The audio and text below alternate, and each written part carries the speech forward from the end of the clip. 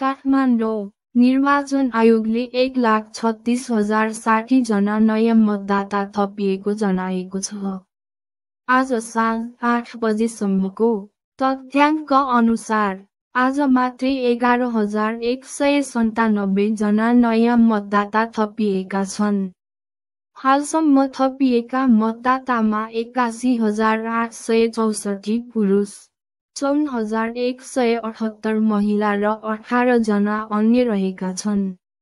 निर्वाचन आयोगले जेन्जीलाई लक्षित गरी अध्यादेश मार्फत मतदाता नामावलीमा नाम दर्ता खुला गरेको हो।